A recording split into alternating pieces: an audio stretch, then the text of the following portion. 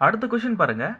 ஒரு முக்கோணத்தின் 3 கோணங்கள் 2:3:4 என்ற விகிதத்தில் இருந்தால் அக்கோணம் என்னன்னு கேட்குறாங்க.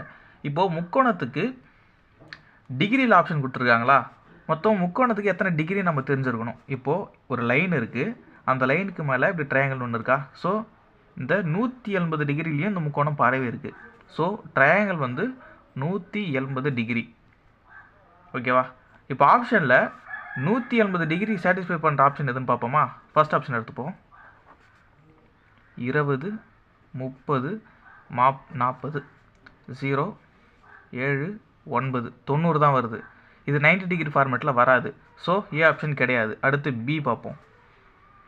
40, 60, 80, 12, 180 வருதா?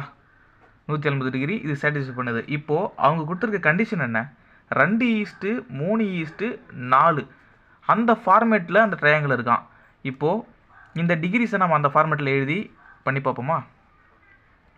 40, 60, 80, 0, 0, 0 கேன்சல் பண்ணுறோமா?